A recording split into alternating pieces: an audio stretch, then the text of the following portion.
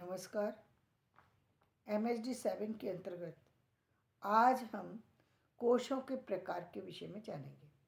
कोशों के दो प्रकार हैं। कौन कौन से?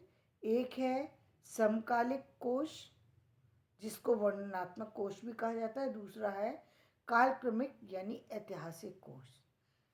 वर्णनात्मक कोश कौन सा है? जिसमें कि बहुत सारे से जो इस समय जो चलने वाले समय की परिस्थिति के अनुसार चलने वाले जो कोश हैं वो हैं। जैसे वर्तमान समय में जिन शब्दकोशों का प्रयोग किया जा रहा है वो शब्दकोश जो है वो वर्णनात्मक कोश के अंतर्गत आते हैं। और कालक्रमिक कोश वो हैं, जैसे 1000 के आसपास किस कोश की सहायता ली जाती थी, 1400 के आसपास कौन से कोश की सहायता ली गई, 1800 के आसपास कौन से कोश की ली गई, आधुनिक काल में कौन से कोश की ली गई, और वर्तमान काल में किस कोश की का प्रयोग किया जा रहा है। तो वर्तमान काल जो है वो कालक्रमिक हो गया, वो वर्णनात्मक हो गया, और जो कालक्रमिक है वो ऐतिहासिक नाम से भी जाना जाता है। इसमें हम समकालिक को यदि हम चर्चा करें तो समकालिक को भी दो भागों में बांट दिया जाता है। एक साधारण सामान्य कोश है, जिसमें सभी तरह के मिले जुले सब तरह के कोश शामिल हो जाते हैं। एक में विशिष्ट कोश, यानी जिसमें कि पूरे वर्तमान समय में विश्व हिंदी जगत में जो भी शब्दों का प्रयोग किया जा रहा है वो शब्द कौन कौन से प्रयोग किए जा रहे हैं जो ज़्यादा प्रचलन में। हालांकि यदि हम रेगुलर उस पर कोशिश करें और शायद आप सूचना इकट्ठी करने की कोशिश करें तो हमें अधिकता से ये शब्द जो है वो उपलब्ध हो जाएंगे। एक और महत्वपूर्ण बात है जो शब्दकोश में अलग अलग मिलती है। एक सामान्य शब्दकोश होता है जिसमें आपको केवल शाब्दिक अर्थ मिलता है। शाब्दिक 2-3 होंगे, 4 होंगे, वो मिल जाएंगे। लेकिन एक ऐसा कोश होता है जिसमें किसी भी शब्द को खुल करके बताया जाता है। जैसे द्वार पूजा, तो द्वार पूजा द्वार की पूजा, लेकिन इससे बात अभी स्पष्ट नहीं कौन से द्वार की। विवाह के समय द्वार की पूजा, या फिर किसी और 16 संस्कार होते हैं, 16 संस्कार में किसी अन्य संस्कार के समय पे द्वार की पूजा, या फिर और वो पूजा कैसे की जा रही है उसकी घटना को बताना। जैसे विवाह के समय कन्या के घर के दरवाजे के सामने पिता के द्वारा की जाने वाला स्वागत, पैर पूजने की रस्म, उसको कहते हैं द्वार पूजा। तो ये लिख करके ये बताना।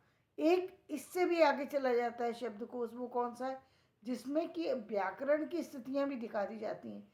यानी कि कुछ हमारे पास शब्दकोश ऐसे भी हैं जहाँ संधि और समास के बारे में भी बता दिया कि ये कौन सी संधि है और ये कौन सा समास है।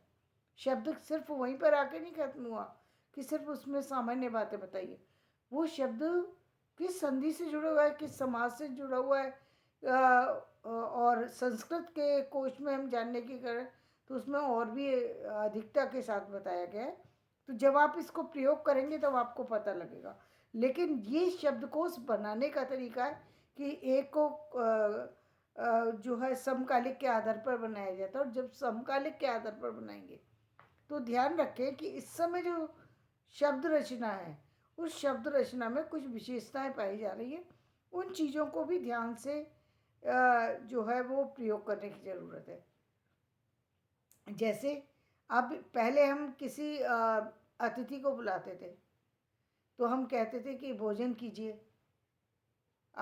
अब फिर बीच में कुछ लोगों ने कहना शुरू किया कि भोजन का आनंद लीजिए, अभी सिर्फ एंजॉय कीजिए। तो इसी तरीके से जो समय समय पर जो शब्दों में बदलाव आते हैं, शब्दों का जो प्रयोग है वो प्रयोग भी इस शब्दकोश में जुड़ा हुआ होना चाहिए। तो ये शब्दकोश के रूप भी अलग होंगे, और इसके बल्कि एक और भी जो मुख्य चीज़ होना चाहिए, हिंदी शब्दकोश में भी इंग्लिश शब्दकोश को जोड़ करके लिखना चाहिए। क्योंकि बहुत सारे आजकल के जो वर्तमान स्थिति है उसमें शब्दकोश में बहुत सारे शब्द हमारे इंग्लिश के यूज़ हो रहे हैं, इसलिए उसमें जो कार्यालय प्रणाली है या फिर व्यवसायिक प्रणाली है या फिर साइंस से रिलेटेड जो शब्द यूज़ किए जाते हैं वो टेक्निकल शब्द हैं। जितने भी टेक्निकल शब्द हैं जो अधिक प्रयोग में आते हैं और जो महत्वपूर्ण शब्द हैं उन शब्द को इंग्लिश में भी दिखाने की ज़रूरत है।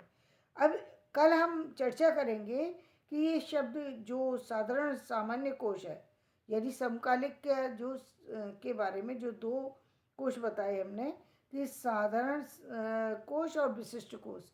तो जो साधारण कोश है उसके बारे में बताएंगे कि साधारण कोश के अंतर्गत कितने कोश हैं, तो वो कोश कौन कौन से और उनमें हम अलग अलग कोश के बारे में अलग अलग चर्चा करेंगे। तो धन्यवाद।